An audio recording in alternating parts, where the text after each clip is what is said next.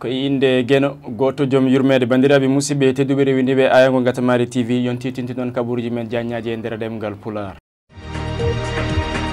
ko ɓuuri mantinde toɓɓe men ene jaa hen yontere teddinirande kala ko fate kayitaji jibinande jibinama e nder leydi Sénégal kala ɗo e Ndioum toon to hôtel Samassa galle tan mbiɗo kala ko fate seedan fagu ɗereji gurnam e ballodiral eɓɓore witende praso mbaɗi e jonde gam kay hirjinde andiri dendagal rendo finago ɗo e nder taridi Ndioum kala kahel wuro ceerno e taridi mum dañi londe taw noon ko londe ndiyam wawde kay tambade sohla diwano caggal maire commune Gammaji Sare Harouna Gallo Dialalo Ba e wallu ondirde pima mbaɗi hen juuɗe mum ha ɗum tigui wawi illatade capitaine Ba gardinoɗo halfinaɓe nden kay kisal wonɓe ɗo e nder fande Podor waynima diwano caggal kay golle kese noddimo on mo ganduɗa woni capitaine Ba o woyndirede dendagal rendo finago ɗo e nder Podor kala no didiri bandiraɓe musidɓe tedduɓe ko ɗum wonno gardinde kabaruji joni joni payne fakki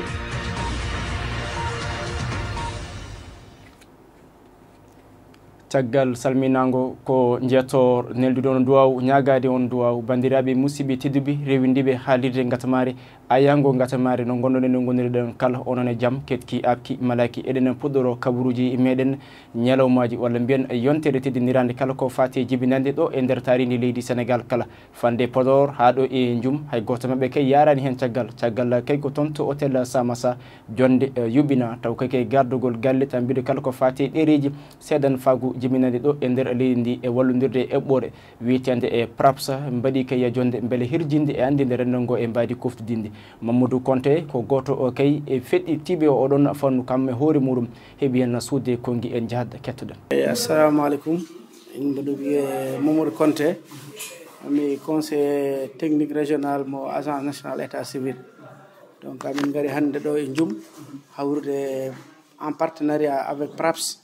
hawruɗo e bandiraɓe aynaɓeɓe pour yewtandeɓe eko fati affaire état civil kadi hande noddama yimɓeɓene kadi notima bandiraɓe aynaɓeɓe ne garini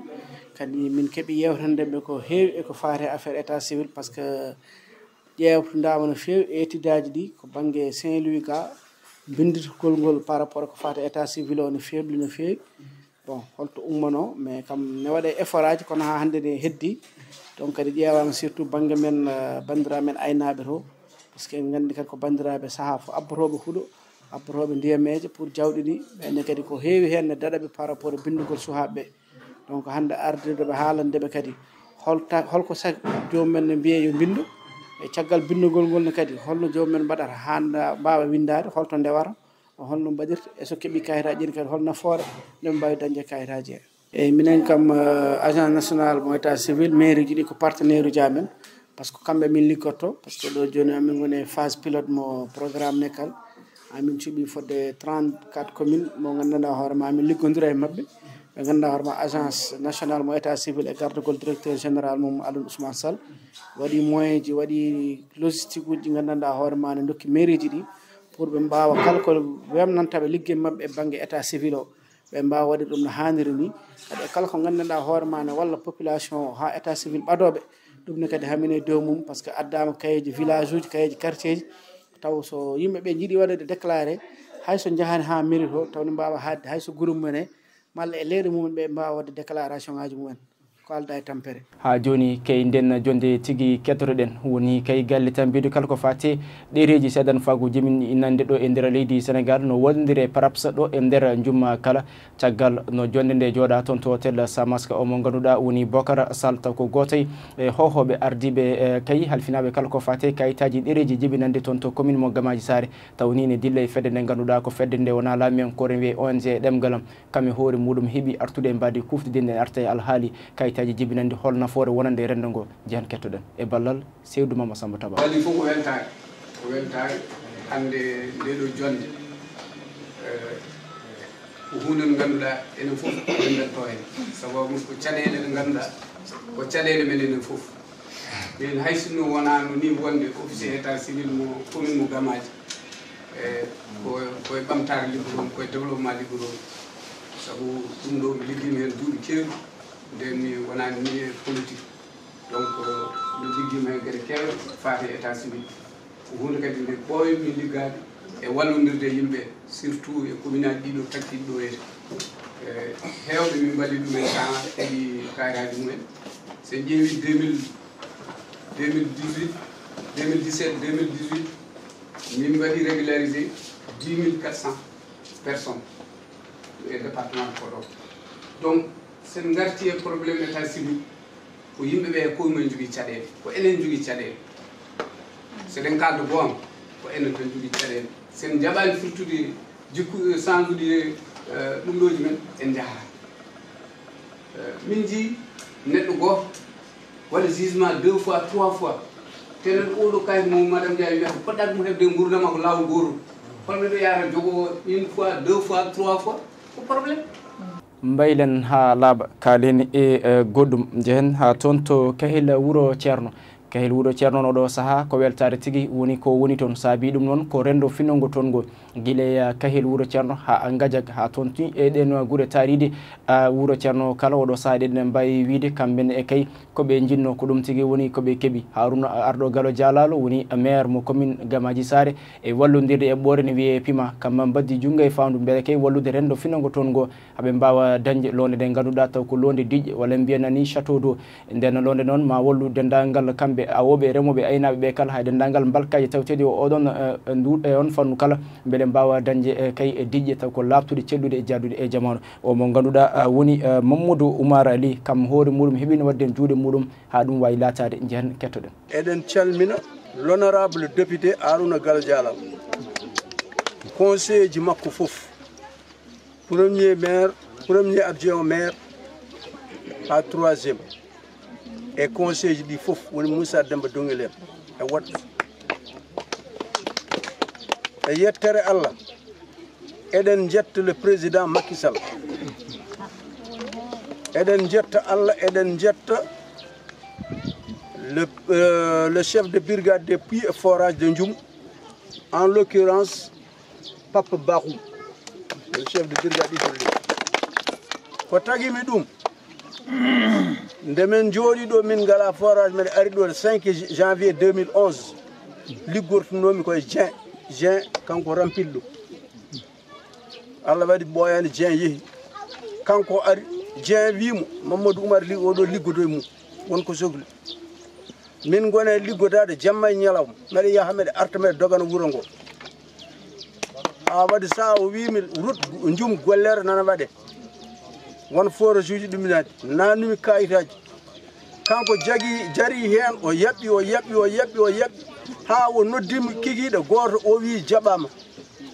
mbeɗa yetta Allah mbeɗa yetta Papa Bahoum hydraulique mbeɗa yetta Allah mbeɗa yettamo saabu so wonano kanko waɗimi appuyé ɗum bonata kono darimo wallimi jamma e ñalawma omo wallami mbeɗa téléphone mo minimi mbeɗa téléphone bangueji foof mbeɗa téléphone gamaji beele fof oɗo Moussa Bawa secrétaire hanki mi waɗimo dérangé téléphone aji hanki ha tampumi saabu ñande nodduɗami ko ñande alarba mbiɗa maɓe Harouna yeehi toon haalde ɓe jaaɓi koɓe aroɓe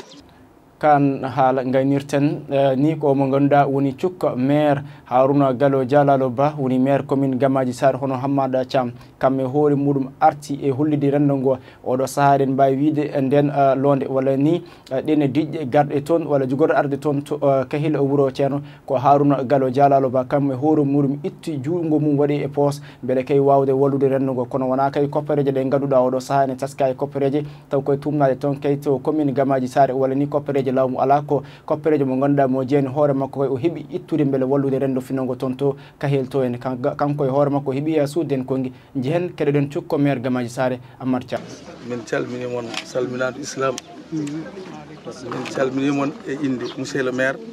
on bay keccel Thiam halwar en wayno koyɗe amen ɗo ko yamirore makko min calmini chef de village o min calmini almami juma wuuro ngo min calmini dendagal population wuuro ngo rewɓe worɓe sukaɓe mawɓe min ñaagomon yaafuye par ce que garangal amen ɗo ene ɗeɓi ɓon bettude ko hanki caggal futuro o noddimi o yomi noddu chef de village o hande commission ne ara ɗo o yomi noddu président commission hydraulique ɗoni o yomi noddu bureau commune o min gadoɓe gayete yo 9 heures tawa amen ɗo joguiɓe golle ɓe ko aroɓe ɗo yete wadde min ñaago mon hen yaafuya ene ɗeɓi bettude kono fof bettani kala peeje ƴettuɗen omo yaada hen wadde sen gari ɗo o yettama e dow men enen en jantata hen nete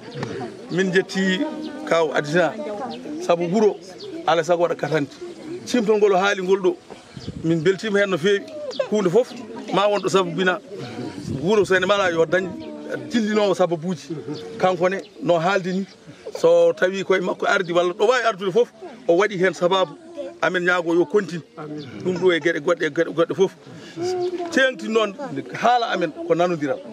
tinnoɗen hen tinnoɗen nanodiral gummoɗen e kan haala garen e fannu gonka walla mbiyen ha e tarini meɗen kalenen nden ke kisal o mo ganduɗa woni capitaine Ba taw ko gardinoɗo dendagal halfinaɓe ndenke e kisal koni koɓe kala wonɓe ɗo e nder tarini ndi walla mbiyen dadiɓe ɓen capitaine Ba noon no dama e golle kese kanko mo ganduɗa noon ko seedan fagu manggal woni ko waɗa e makko sababu ne widemo wonamo ko dariɗo ñeñƴuɗo ballude kadi e diwan o kanko noon capitaine Ba ko golle kese woni ko noddim ɗum saabi noon dendagal oɗo saaha feƴƴitiɓe to banggue ndenke e kisal e gardegol préfet mo Podor e dendagal kay hohoɓe oɗo saaha duttimo teddungal mangal kanko capitaine Ba kanko noon capitaine Ba o heɓin wallodirde ɓe mo ganduɗa ko dilloɓe fannu ya garta to pannu kadi coftala ɓalli guilay ko nawetanuji ha e zone ɗi e kala kamɓe koye mabɓe keeɓi ruttudemo teddungal mangal teddungal mo ganduɗa en waɗi ni to fuɗɗi kono ala to hari to banggue ya garta Yero Samba Niang ko kam jogino konngol ɓe mo ganduɗa wiyete koɓe Dakar Demdig ɓe keeɓi kay ruttudemo teddungal no hannirta ni en Yero Samba Niang kañum haalanno keɗɗon min gari koye inde Dakar Demdig ko hen min jeeya e laamu ngu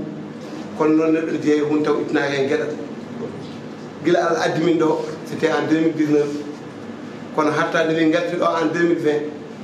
min gari min mbaɗi parcours amen yettade hilfaɓe ɓe ɗe wonno sécurité Dakar Demdig jogui ɗum ko kamɓe Allah waɗi min jettiɓe woodi hen ɓe min jetti woodi hen ɓe min jettaki kono capitaine Ba faɗani amin jettu est ce que Ba kanko ummi o ari o yetti o holli min hoore makko o présente min hoore makko so o ñalawma noon yonti wasde waynodirde makko wonata ko feñagaɓe dow amen tewno hay so neɗɗo jogui gueɗal no wawi hokkidede hoore mum tewno sécurité karoji ɗi hay so tawi ko kamɓe jogui minen kettina hen à chaque fois eɓe gaari eɓe jogui protection amen eɓe jogui sécurité amen e weltade noon e makko komona ya ndima ko holli ɗum ɗo nde wonno gandumoɓe à peine ko mois de janvier kono ko ñama ko malla ko haɗɗa foof dignité nani hen o wona tricheur foof kadi o fawi ɗum koye dow lawol ko wona ɗum ko kalen e fannu jangde ñalawma ganduɗa ene wiye gratuit days walla mbiyen ñalawma seedan fagu yuɓɓinama toon to Podor e gardogol o mo ganduɗa woni jagoro men kalfinaɗo kala ko fate jangde tonde witto taw kam ni woni Moussa Balde e tawtorede kay recteur duɗal jaabe hatede karale kese Cheikh Hamidou Kane woni kay inchuk eɗen mbawi wiide noon kanko Moussa Lo o hiɓini kanko e hoore makko tawtorede oɗon ñalawma taw ni rokkuno teddungal ko jagoro meɗen kalfinaɗo gueɗe caggal leydi o mo ganduɗa woni maître Aissata Tall Sall dendagal oɗo saaha noon jinnaɓe ha e ganduɗa kay ko janggoɓe gaari kay e kewal tawtorede oɗon ñalawma seedan faguɓe mo ganduɗa kay ko dañɓe seedan fagu licence et master keeɓi kay mawnunede oɗon ñalawma mo Aissata Tall Sall heeɓino artude no hannirten min garto hen e kabaruji meɗen paari no hannirta ni en garen e coftal ɓalli noon men kal ɗo e Ndioum woni nawetan mo ganduɗa ko hitande hikka nde fuɗɗi eɗen mbawi wiide timmode walla mbiyen final zone Ndioum taw ko hitande ɓennude nde naggama kadi nogase tati e nogase e nayyi hay so tawi noon dirtu o heewi ene ɗamina kam nogase tati e nogase nayyi sikka ko beele ma dirtu ɗum noon jogori wonde kay ko kippuji ɗiɗi ɗi ganduɗa oɗo saaha ene teska to banggue wonande mawɓeɓe hen to banggue mawɓeɓe ko Darou Salam kam tigui hawrata e jaggere to banggue kay kurkaji ɗi hawrata kay ko Darou Salam eɓe mo ganduɗa woni kawral Ndioum waalo taw ko ñalawma nogase tati o wonande kurkaji ɗi ñalawma nogase e nayyi wonande kay mawɓe e ɓen ɗum noon min jaadu hen gombu tambiɓe kala ko fate coftal ɓalli ɗo e Ngatamaare TV eɗen gaynira kabaruji meɗen coftal ɓalli kalen e zone mo Gamaji Sare pouluji ɗi noon oɗo saaha eɗen mbawi wiide andama saabu to poul A to woni toon ko Nammarel Gamaji Sare Thielaw e Sabowal ɗum noon eɗen gandi oɗo poul ko poul de la mort saabu kay taskade Nammarel Gamaji Sare e Thielaw so tawi kay ɗi kippuji kawri e poul goto ko poul jogorɗo musɗe wonata sabu kay ko kippuji ɗi ganduɗa jiɗodira to banggue coftal ɓalli walla ni fuɗkowguel eɗen mbawi wiidude noon to pulle be to woni toon ko liduɓe kafo diara Sinthiou wuuro Mbaye e ɓamo ganduɗa woni Kahil diara to pulle seeto woni toon noon ko wendu jammi Kahil ceerno Mamoudou Andou e koppe maggay ko ɓe tigui goni eɗi yiiɗo puuli ɗi ganduɗa ko puuluji tati paccaɗi taw ko toon to commune mo Gamaji Sare walla ni mbiyen zone mo Gamaji Sare bandiraɓe musidɓe tedduɓe ko ɗum tigui wonno kabaruji meɗen gara nden e yontere e nden en jetti en jaari kala mo ganduɗa waɗi junggo muɗum ha kabaruji ɗi mbawi kay latade no hannirta nen to karalagal towgal to ko Sall Makki Bocara Sall to karalagal kahinigal ko Iba Ndaw to jubɓuɗo golle ko Gomu Diayne Ngatamaare TV tawni to coftal ɓalli heɗenen toon ko Samba Thiam haalirde nde ko Gaye Ousmane Gaye ko ñagantomi hooram ko ɗum tigui woni ko ñagantomi on jaam yesso jaam caggal jaam ta kunɗo bandiraɓe musidɓe gonen e jaam.